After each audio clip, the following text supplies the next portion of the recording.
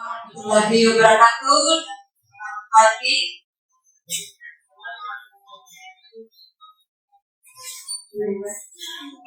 Gimana kabarnya Bapak Ibu?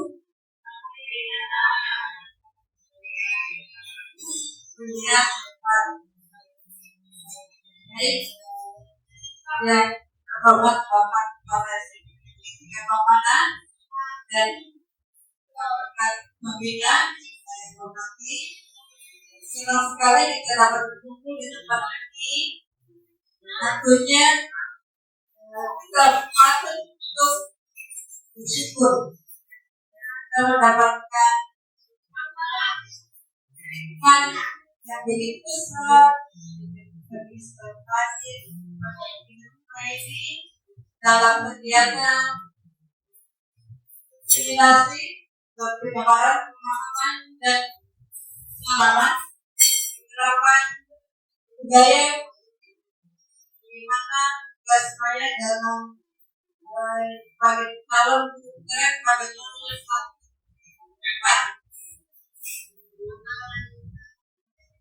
baik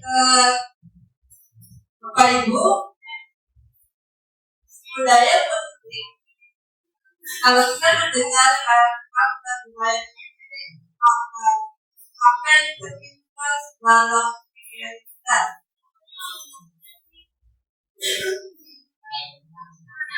Tentunya adalah hal yang baik. Hal yang baik. Ya, mau bersama pada hari ini. Paradigma pembelajaran di masa sekarang tentang pembelajaran merdeka belajar mana pembelajaran yang bagi murid untuk menambah kompetensi sesuai dengan kompetensinya, program dan namanya. Nah, untuk itulah perlu namanya budaya positif.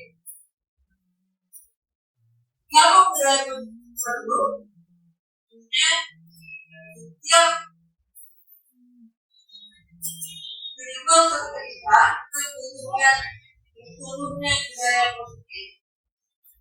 Kita membutuhkan kehidupan yang positif, di mana budaya positif ini merupakan bagian dari kebiasaan-kebiasaan baik yang menjadikan dalam hidup.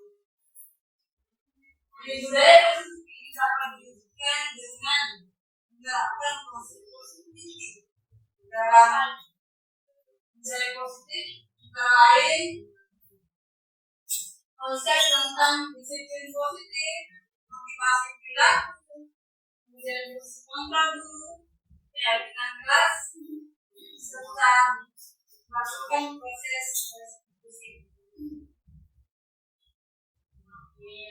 Oke, dari kesemua konsep ini itu sangat mendukung terciptanya budaya positif. Nah, seperti apa itu disiplin positif? Disiplin positif bukan hanya sekedar mematuhi aturan-aturan yang berlaku, tetapi lebih kepada bagaimana menunjukkan kesadaran diri terhadap nilai-nilai positif yang menjadi bukan karena paksaan, jadi kepada keyakinan diri terhadap nilai-nilai. Cara tentang nilai positif, tentunya nilai positif yang kita ingin tuju, setiap orang itu memiliki nilai positif yang ingin tuju. Jadi nilai positif itu harus besar dari masalah kita. Tentunya nilai-nilai yang diharapkan sesuai pada kelompok pelajar Pancasila.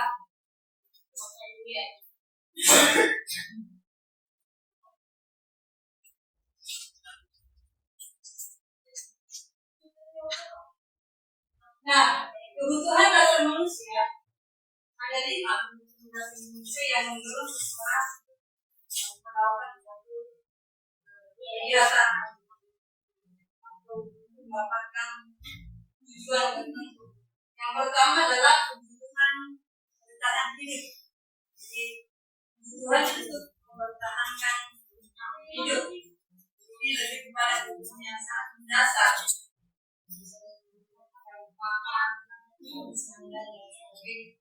Nah, yang kedua, kebutuhan akan kasih sayang. Setiap individu dan manusia tentu membutuhkan kasih sayang. Yang ketiga, kebutuhan kebebasan. Yang keempat, kesenangan. Dan yang paling puncak adalah kebutuhan pemesan atau aktualisasi diri. Nah, berdasarkan 5 kebutuhan manusia juga, maka membutuhkan motivasi dalam manusia perilaku. Jadi motivasi perilaku manusia terbagi 3. Yang pertama adalah motivasi dari Tuhan atau mungkin dari ketidaknyamanan. Kemudian motivasi karena ini dikatakan ada. Kemudian tiga motivasi Bapak Ibu, dari ketiga motivasi ini ada motivasi yang benar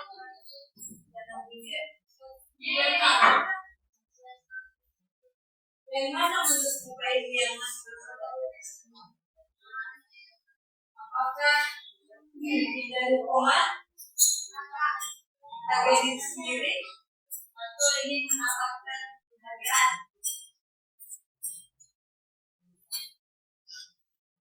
Yang pertama adalah dari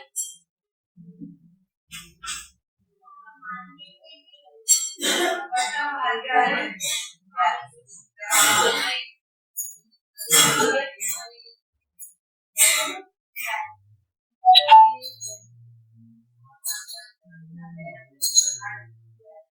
Dan kedua, termasuk itu adalah tidak Tuhan. Selain Tuhan. Yang kedua ini masih tentang eksternal. Apakah dari selanjutnya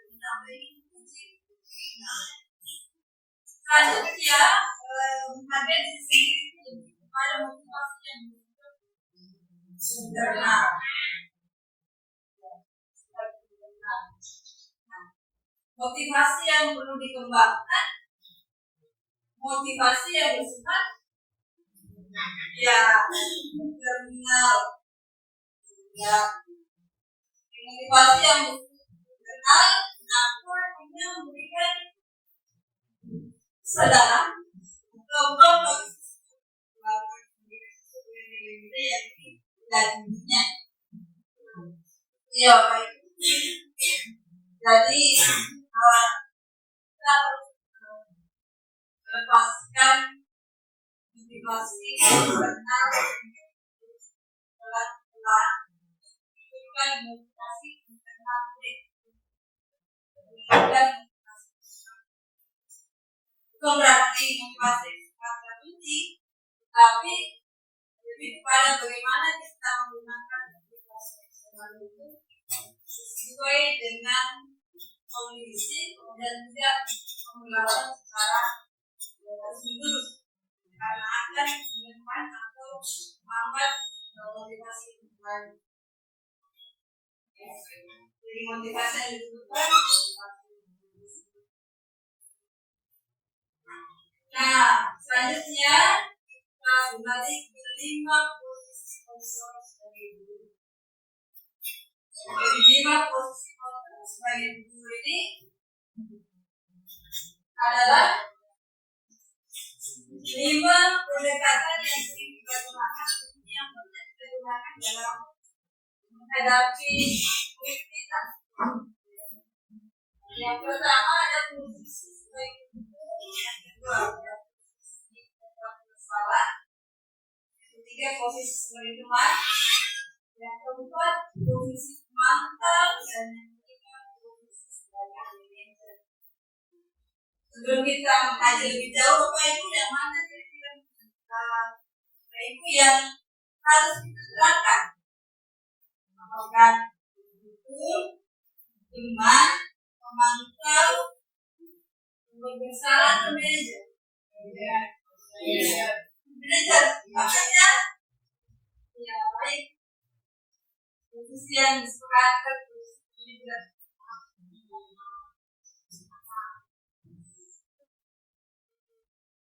Oke, sebelum kita mengenal kita jadi ilustrasi tentang 5 posisi kontrol dulu.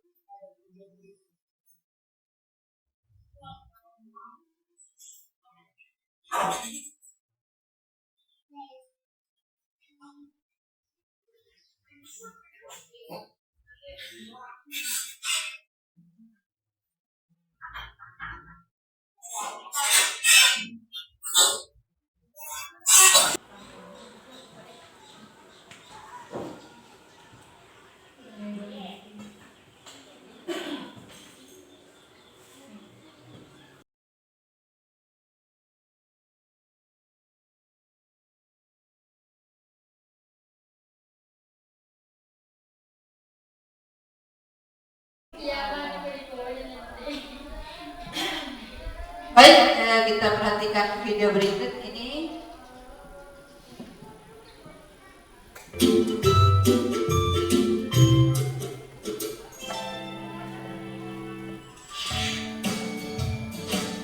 Setelah ini kita sebagai guru seperti apa kita?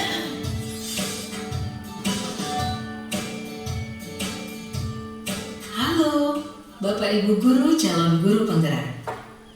Video ini akan menampilkan 5 adegan interaksi guru dan murid. Silakan menonton dan merefleksikannya.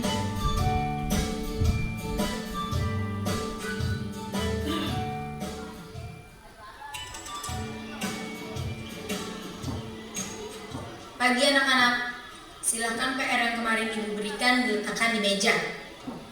Anton, kamu sudah mengerjakan belum? Belum mengerjakan saya, Bu. Kamu selalu ya mengerjain PR. Sekarang kamu duduk di depan, lalu tulis. Saya berjanji tidak akan mengulangi lagi. Saya berjanji akan berusaha menjadi murid yang rajin belajar sampai pelajaran saya selesai.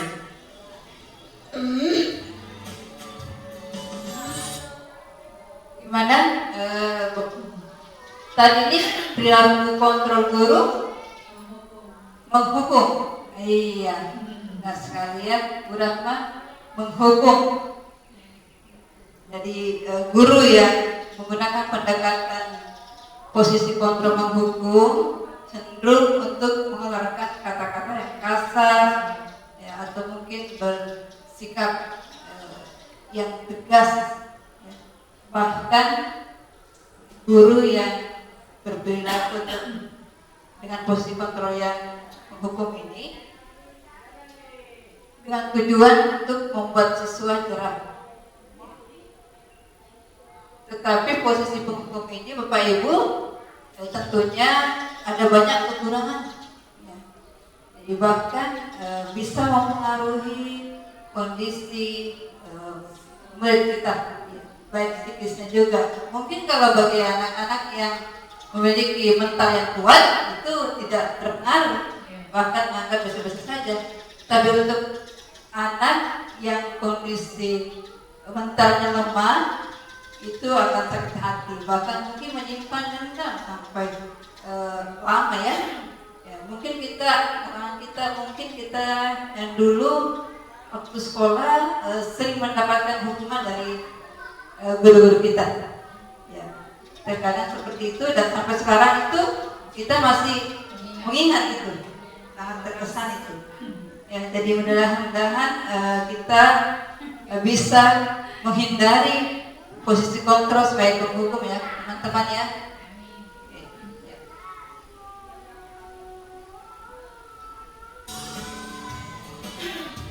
Pagi anak-anak, hari ini ada tugas ya. Ada yang belum mengerjakan? Anton, kamu sudah mengerjakan? Belum, Pak. Kamu nggak ngerjain tugas ya. Kamu mau jadi apa nanti? Kamu lihat sekolah nggak sih? Coba bayangkan orang tuamu betapa kecewanya sama kamu. Kamu itu sudah kelas 5. Harusnya bertanggung jawab sama dirimu sendiri. Iya, jadi ilustrasi itu posisi kontrol sebagai apa?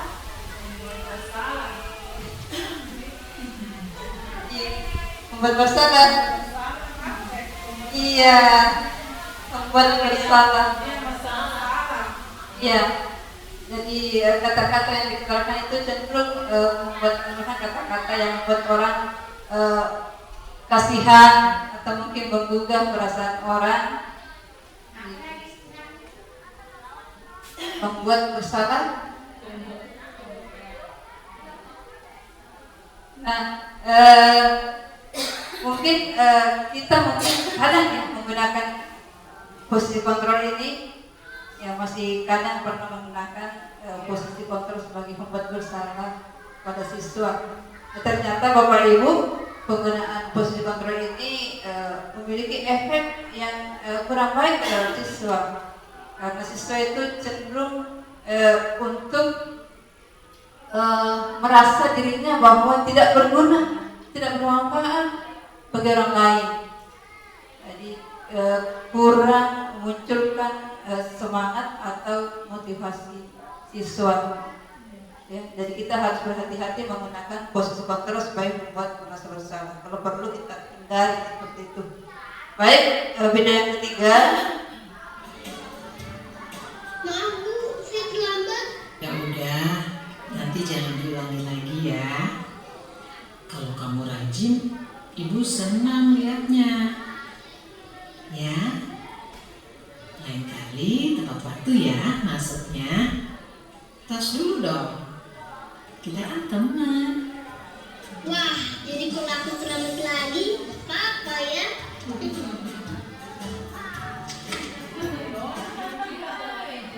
Iya. Ini posisi kontrol seperti itu adalah posisi kontrol sebagai teman. Jadi memposisikan diri dengan murid itu setara, dalam artian guru cenderung untuk mengeluarkan kata-kata yang lebih akrab ya, dengan siswa. Ya. Jadi meskipun menjalin kedekatan dengan siswa, tetapi pendekatannya ini dapat menimbulkan dampak yang kurang baik terhadap siswa. Iya, jadi siswa cenderung untuk ketergantungan terhadap guru, dan cenderung juga siswa untuk melakukan sesuatu tindakan hanya kepada guru tertentu, guru yang dia merasa seperti teman, ya. Dan guru-guru lain terkadang tidak memberikan dampak bagi dia, seperti itu ya. Kamu kok nggak pakai baju olahraga? Bapak catat kamu sudah 3 kali loh nggak ikut olahraga bulan ini. Iya Pak, sudah 3 kali berarti saya dapat sanksi Pak.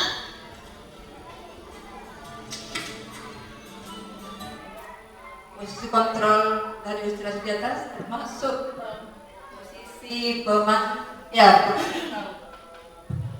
benar sekali ya, pemantau. Jadi posisi kontrol sebagai pemantau cenderung untuk menggunakan kata-kata yang sistematis, ya, kata-kata yang datar, yang dia cenderung untuk mengumpulkan atau menggunakan bukti-bukti, data-data yang ada, dan fokus pada konsekuensi. Jadi posisi pemantau ini memiliki dampak positif, akan tetapi ada juga hal negatif yang bisa ditimbulkan karena kurang memberikan kebebasan kepada murid untuk menemukan suatu solusi atau pemecahan dari masalahnya. Ya, itu. Ya, selanjutnya. Ini Bu, saya mengumpulkan tugas. Maaf ya Bu, saya terlambat mengumpulkan tugas. Kenapa kamu terlambat mengumpulkan tugas? Iya Bu, saya kalau sore bantu Ibu jaga warung, gak sempat kerjain tugas. Kira-kira nih, apa yang bisa kamu perbaiki supaya kamu bisa mengerjakan tugas tepat waktu?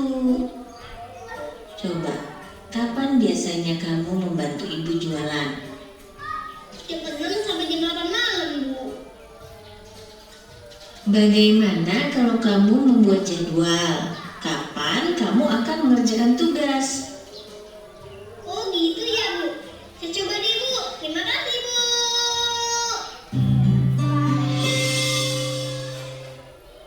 Ya. Kalau yang terakhir ini manajer. Ya, harus dikontrak sebagai manajer. Ya. Kenapa sebagai manajer? Karena menggunakan pendekatan bagaimana siswa menyadari kesalahannya, kemudian siswa menemukan sendiri solusi daripada permasalahan tersebut. Itu posisi sebagai manajer. Jadi betul sekali ya bahwa posisi yang diharapkan tentunya adalah posisi sebagai manajer. Ya.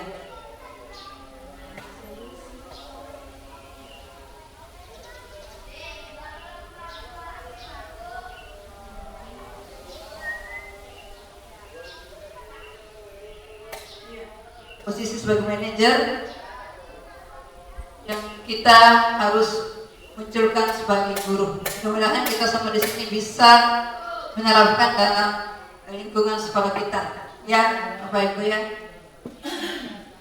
Oke, terusnya adalah yang menjadi konsep selanjutnya adalah tentang keyakinan sekolah atau keyakinan kelas.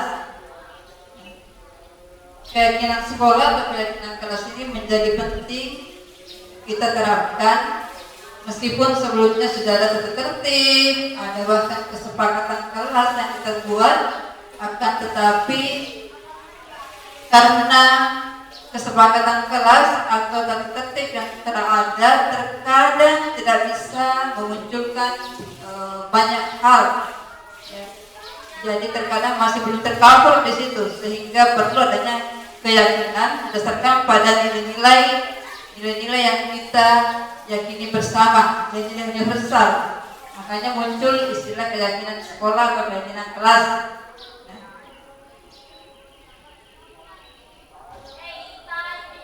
Selanjutnya adalah proses segitiga restitusi. Ini yang paling penting dalam mengkaji suatu masalah atau dalam penyelesaian masalah, menerapkan segitiga restitusi. Adapun langkah-langkah segitiga restitusi, langkah pertama adalah menstabilkan identitas. Pada langkah ini, guru mencoba untuk memberikan penguatan kepada siswa berupa bagaimana siswa menganggap bahwa kesalahan yang dibuat itu adalah sifat dasar sebagai manusia. Ya. Kemudian langkah seterusnya adalah memvalidasi tindakan yang salah. Ya. Jadi guru biasanya menggunakan kata-kata bahwa kamu pasti punya alasan mengapa kamu melakukan hal tersebut. Ya. Jadi itu kita akan memvalidasi. Dan yang ketiga adalah menanyakan keyakinan. Ini untuk menguatkan keyakinan atau nilai yang diyakini oleh murid. Apa yang dapat kamu lakukan untuk menyelesaikan atau memperbaikinya. Jadi 3 langkah ini merupakan bagian daripada segitiga restitusi, di mana setiap langkah akan saling menguatkan dengan langkah-langkah sebelumnya.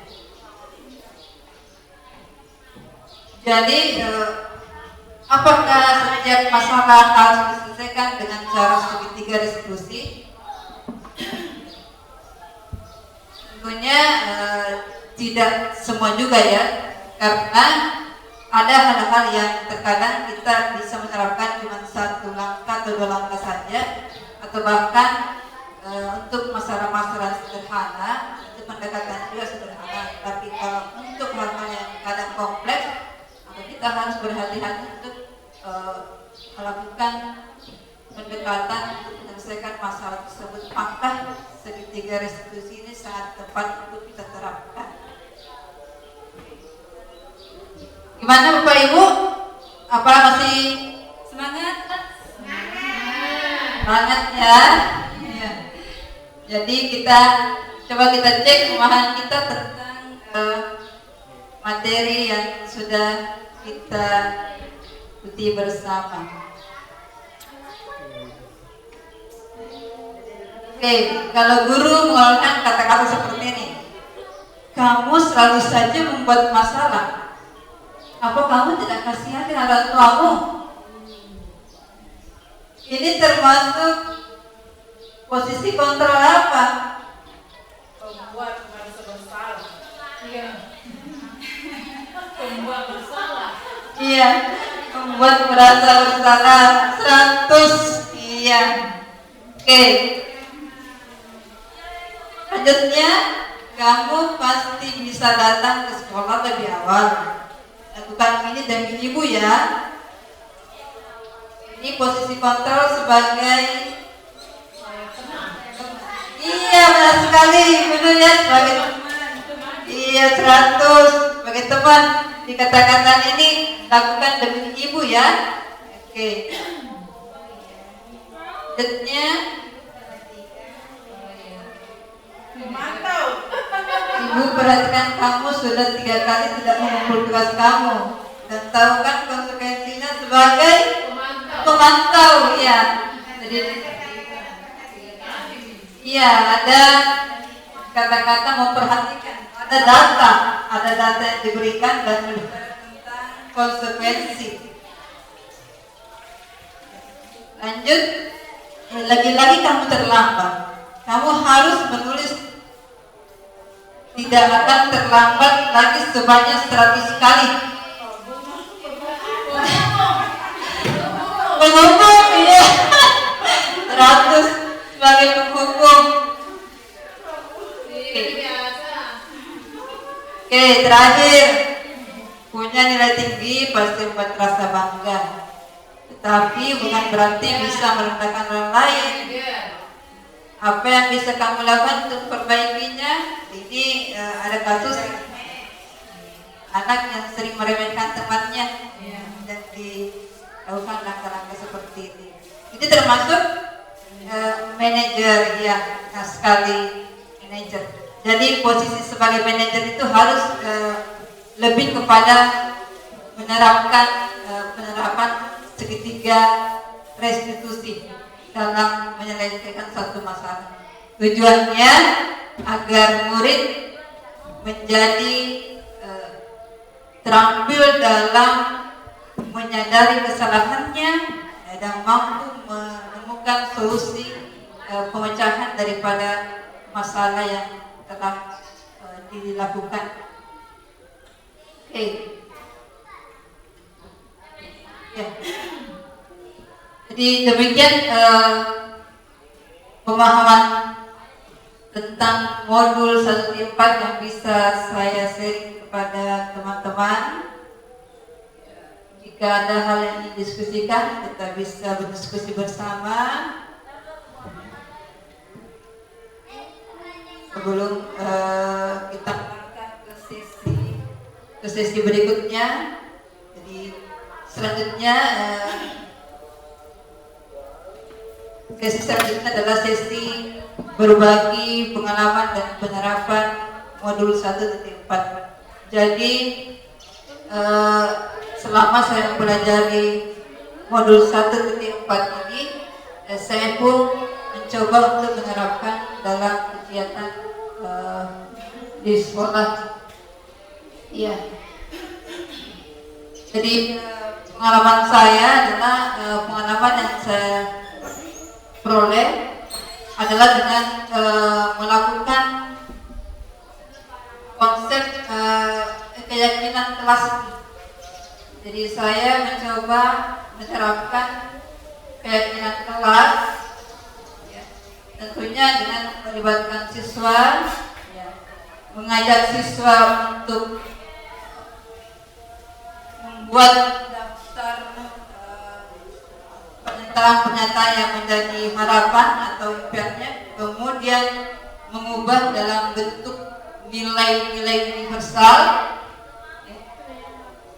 Dan setelah itu menjadilah keyakinan kelas yang disepakati bersama, dan hasilnya dibuat dalam bentuk kesepakatan penandatanganan secara bersama.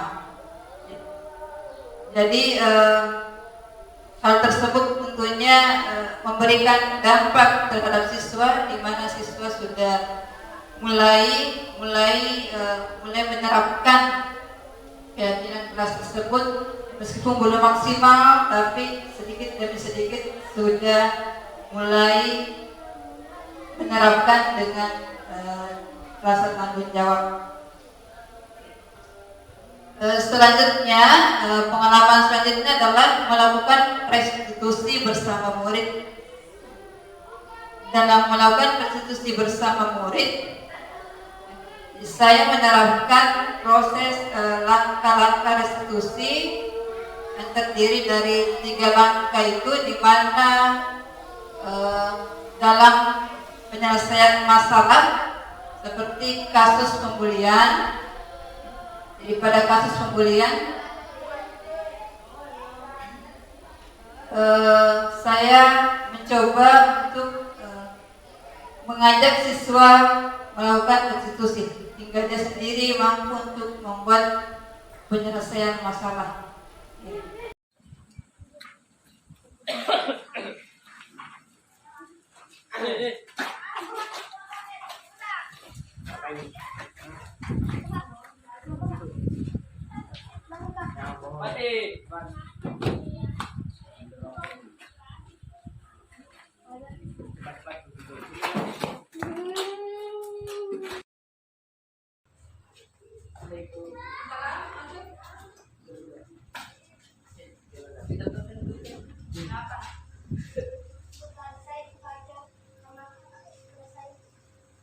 Baca.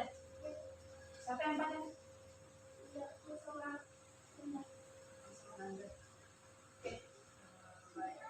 Mungkin bisa ya tanyakan nak Imam sama Anda ya.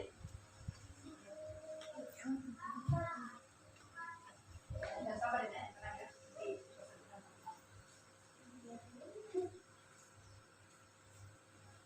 Assalamualaikum. Salam. Sini, salam. Anda. Assalamualaikum. Salam. Ya, duduk.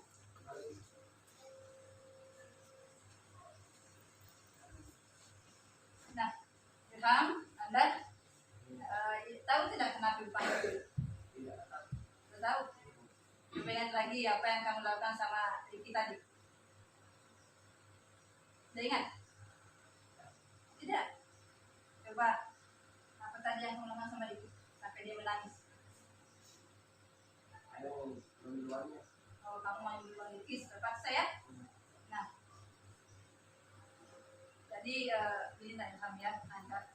Jadi setiap manusia itu pasti pernah berbuat salah, tetapi sebagai temannya, apa kamu tidak kasihan dari teman ini sampai menangis seperti ini? Nah, iya, pasti kamu punya alasan kenapa kamu melakukan itu. Sudah biasa, iya. Apa alasannya nak? Kenapa sampai kamu selalu mengajak temanmu, marah temanmu? Wah. Merasa berkuasa. Iya. Oke. Jadi Ilham, memang kamu adalah kakak kelas di kelas 3, tapi bukan berarti bahwa kamu adalah penguasa di sekolah ini. Ya. Jadi untuk berkuasa itu tidak seperti itu caranya. Justru kamu harus berikan contoh yang baik kepada adikmu. Ya.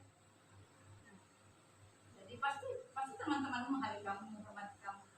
Ya. Kalau kamu juga bisa memberikan contoh yang baik. Sadar tidak, bila melakukan seperti itu pasti teman-temanmu malah menganggap remeh atau bahkan menganggap kamu itu pribadi yang tidak baik. Nah, kira-kira apa yang bisa kamu lakukan untuk memperbaiki diri kamu?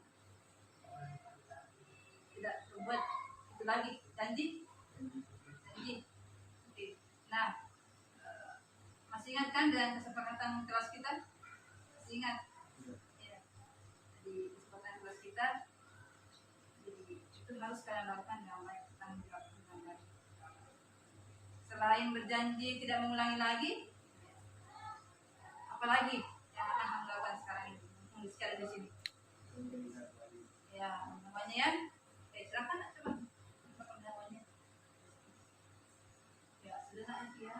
Kamu sudah berjanji dengan kalian. Ya, silakan. Damai ya. Iki sudah memaafkan temannya. Bisa maafkan. Oke, kalau bisa saling memaafkan, coba. Silakan.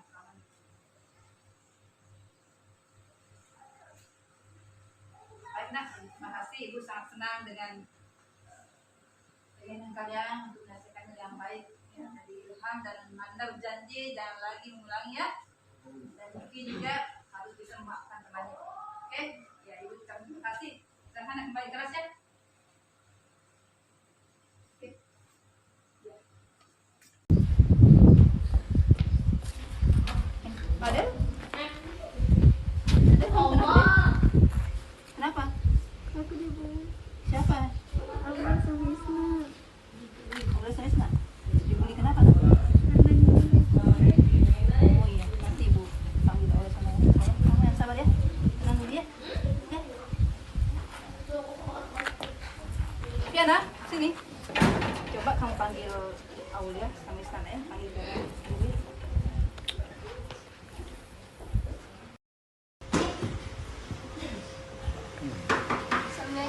Salam, masuk nak.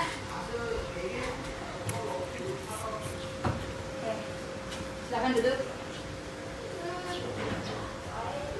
Aulia, Isna, tahu kenapa dipanggil ke sini? Tidak tahu. Coba ingat apa tadi yang dilakukan terhadap temanmu.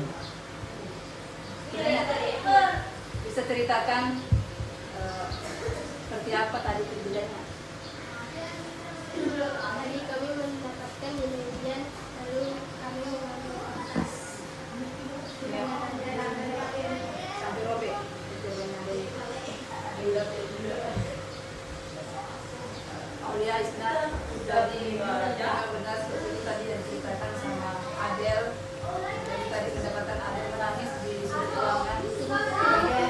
Sebuah kesalahan itu adalah hal yang wajar. Bahkan kita mendapatkan nilai yang bagus itu adalah satu bentuk kita pasti merasa bangga dengan nilai itu.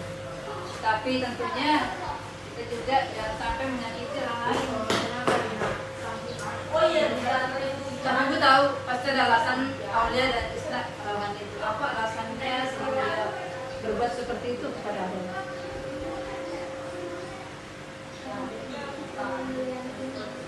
Iya, karena merasa dirinya hebat ya, dan tinggi. Iya. Itu tadi saya jadi banyak cara untuk kita lakukan tanpa harus sampai menyakiti temannya. Apa kalian tidak kasihan sama dia? Tidak. Kasihan juga. Iya, kasihan teman sampai menangis. Dan tahu tidak orang itu sudah membuat hatinya terbuka. Nah, apa kalian mau memperbaiki diri kalian? Mau? Kira-kira apa yang bisa kita lakukan untuk memperbaiki? Maaf ya, sama Adel. Oke, sama sebagaimana dengan keyakinan sekolah kita. Keyakinan sekolah kita itu adalah saling menyayangi, saling menghormati, menghargai. Jadi kalian betul ingin minta maaf dengan tulus. Ya. Tidak mengulanginya lagi ya. Ibu sangat terima kasih kalian sudah berusaha hati untuk minta maaf dan tidak mengulangi. Ya. Semoga bisa silakan ya nak. Oke, terima kasih ya. Ke kelasnya.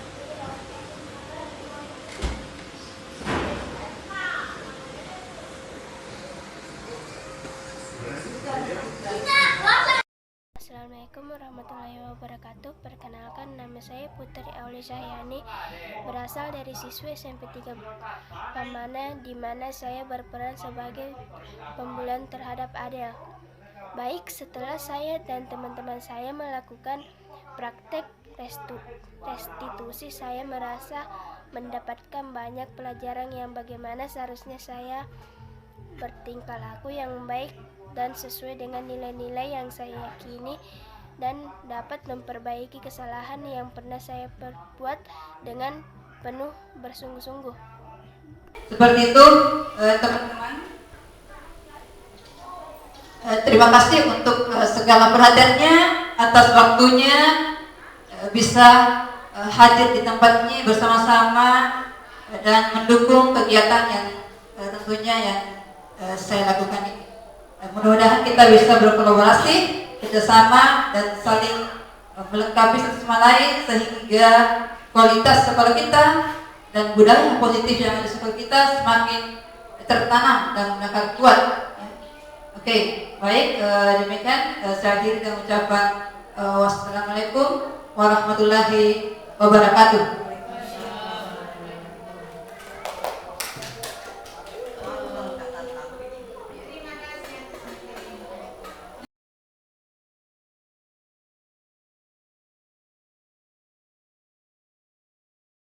Baik, assalamualaikum warahmatullahi wabarakatuh. Waalaikumsalam warahmatullahi wabarakatuh. Gimana semangatnya? Masih semangat? Masih. Oke. Baik, nak ya, jadi pada kesempatan ini Ibu bersama kalian akan melakukan suatu kegiatan menyusun atau membuat keyakinan kelas. Apa sih itu keyakinan kelas? Jadi tentunya dari kata keyakinan, dari kata yakin, ya, berarti apa yang kita yakini.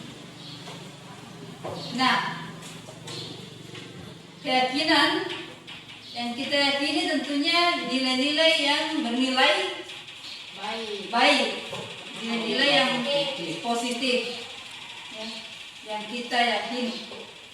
Nah, selama ini kita selalu membuat aturan-aturan atau tata tertib yang harus dipatuhi oleh setiap siswa atau mungkin oleh semua warga sekolah.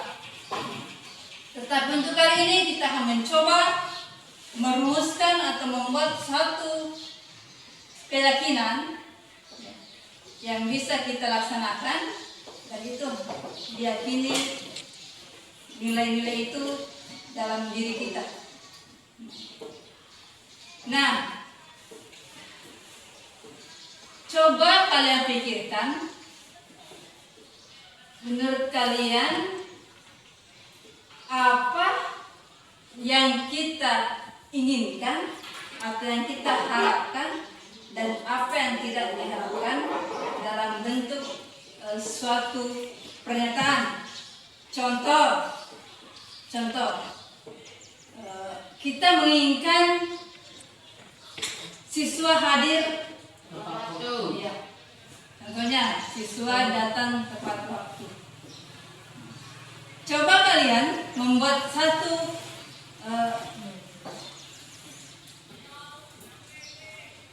pernyataan yang kalian harapkan atau yang kalian inginkan terjadi di lingkungan kita atau di kelas kita ini.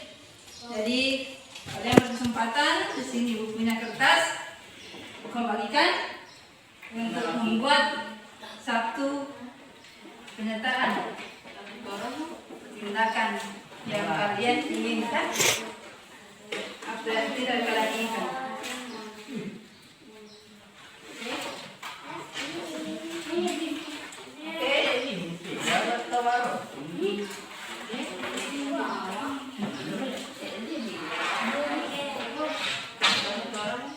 Iya, satu orang minimal satu.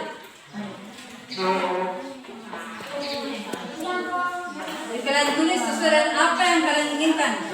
Ya.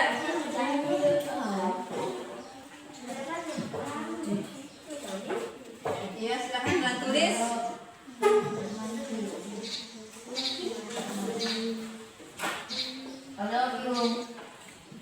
Apa yang kalian inginkan, apa yang kalian harapkan terjadi di kelas kita atau di pembelajaran kita.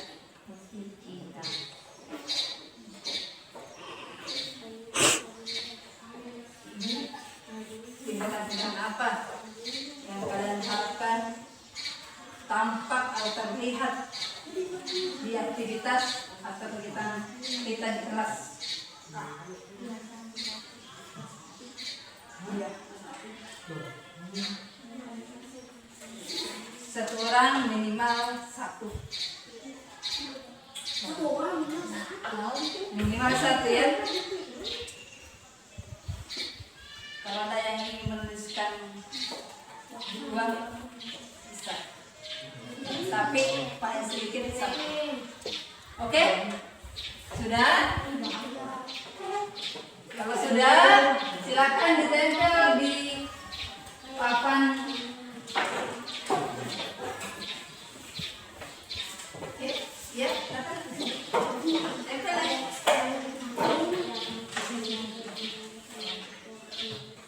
Ya, oke. Oh, sebenarnya siap.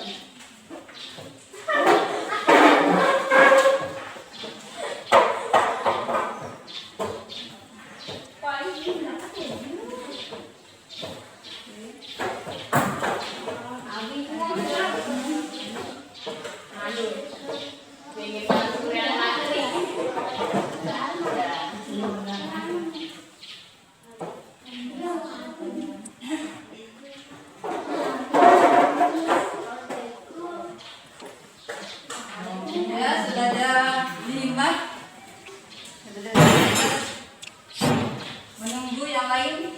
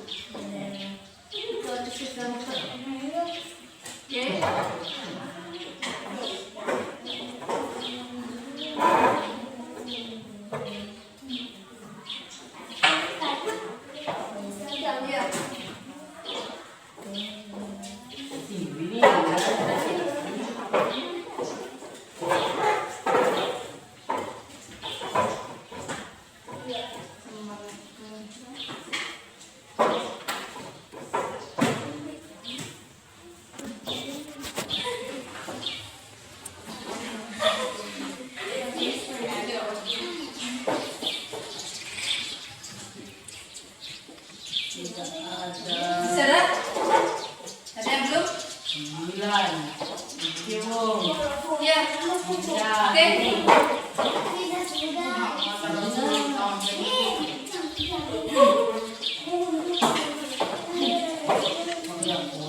Oke. Sudah semua? Sudah. Kalau sudah bacakan ya? Sudah. Oke. Ibu bacakan. Yang pertama adalah setiap hari memungut sampah. Yang kedua datang tepat waktu. Yang ketiga tidak berisik, yang keras. Yang keempat, tidak membuli,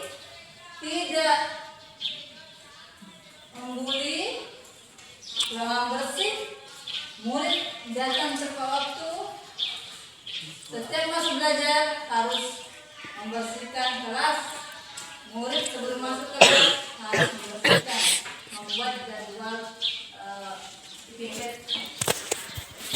Oke, dari semua yang terkumpul, hal-hal yang diinginkan dan yang tidak diinginkan itu tertuang di sini ya nak. Oke, sekarang kita akan mengelompokkan dari pernyataan-pernyataan ini, kita mengelompokkan dalam beberapa bagian yang sama.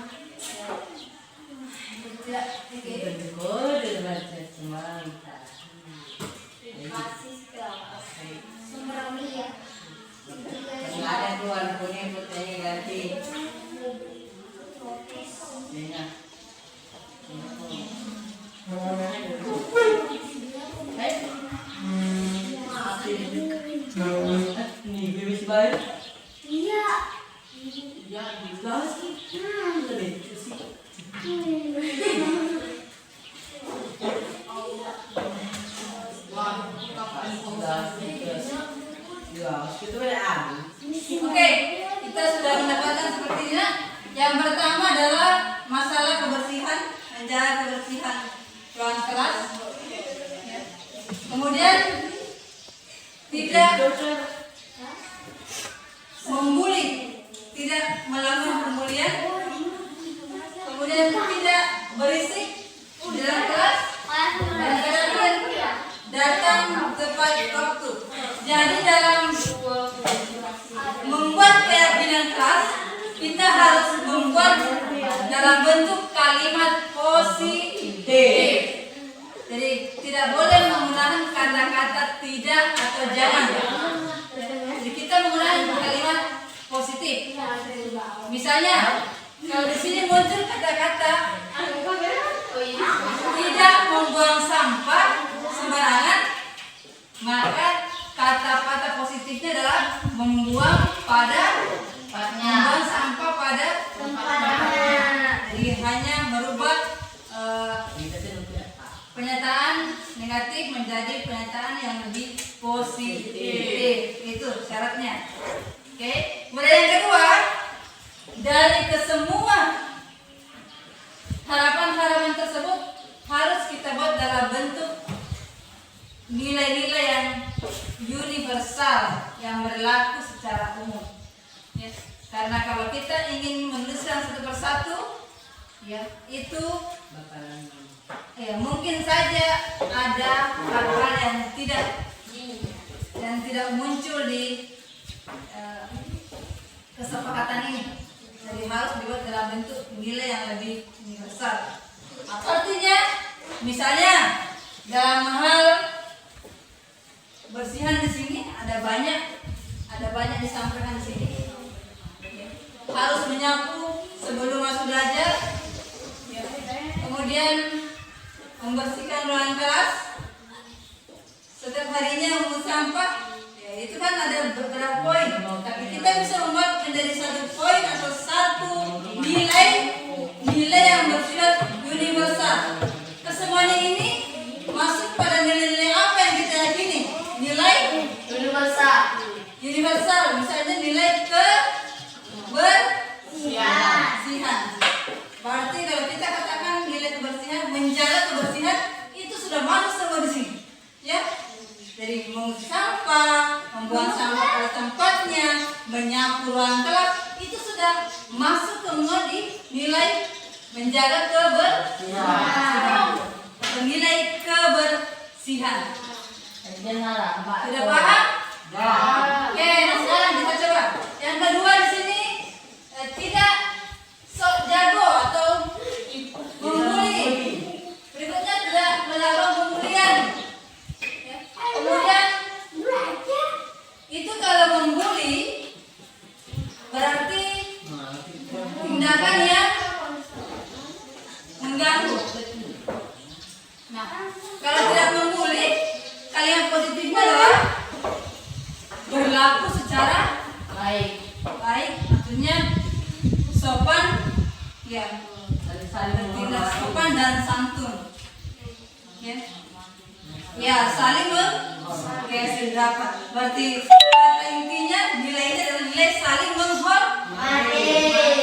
Oke, jadi kita sudah mendapat dua nilai. Nilai pertama kebersihan, yang kedua saling menghormati. Jadi kalau sudah saling menghormati, sudah masuk semua. Tidak mengejek teman, tidak mengganggu teman, tidak membuli dan sebagainya. Oke, itu nilai yang kedua yang kita yakini. Nilai yang ketiga, di sini murid harus tepat waktu datang ke sekolah. Ya. Murid harus mengikuti pelajaran sesuai waktu. Itu nilai apa namanya, Cak?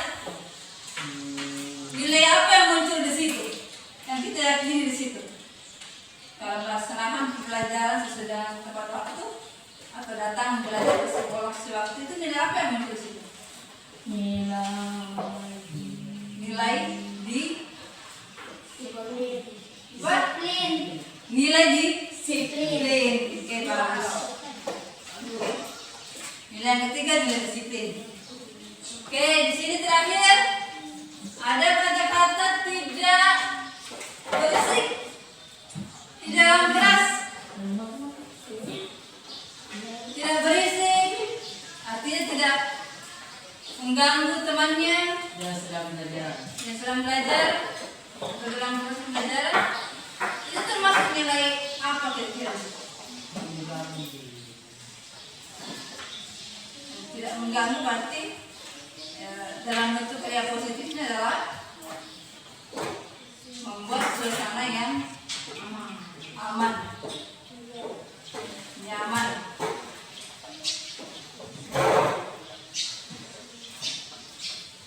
Jadi intinya adalah nilai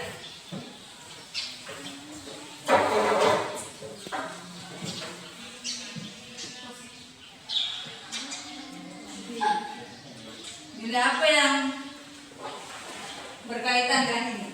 Tidak berisik, tidak mengganggu atau mungkin menciptakan suasana yang aman. Nilai kesopanan, ya, iya. Atau nilai santun, saling menghargai, saling menghormati.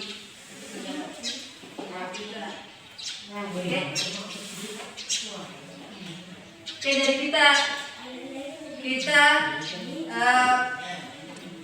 simpulkan ya. Dari nilai yang kita yakini, kita langsung simpulkan nilai keyakinan kelas kita. Ya, kita sudah peroleh kesepakatan bersama. Yang pertama adalah nilai kebersihan. Ya, kita semua sepakat ya? Nilai kebersihan. Nilai yang kedua adalah ya, nilai saling menghormati.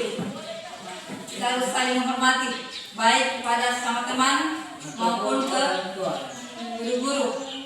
Oke, saling menghormati. Nilai yang ketiga adalah nilai disiplin. Ya, apakah disiplin waktu atau mungkin disiplin belajar, ya. Disiplin yang penuh kesadaran. Nilai yang keempat adalah nilai sopanan. Itu masuk di saling menghormati, saling menghargai. Oke? Bisa? Jadi kesepakatan kita dibuat dalam bentuk keyakinan kelas ini, kita sepakati bersama mulai hari ini kita harus melaksanakannya dengan baik. Untuk itu Ibu minta setiap siswa untuk mempertanggungjawabkan dan kita membuat kesepakatan hari ini, tanda tangan sebagai bentuk menyetujui dan siap untuk berkomitmen menjalankannya. Oke, kita mulai dari kosan. Silakan maju ke pansin untuk tentang. Oh ya, dulu kan dengan program kamu.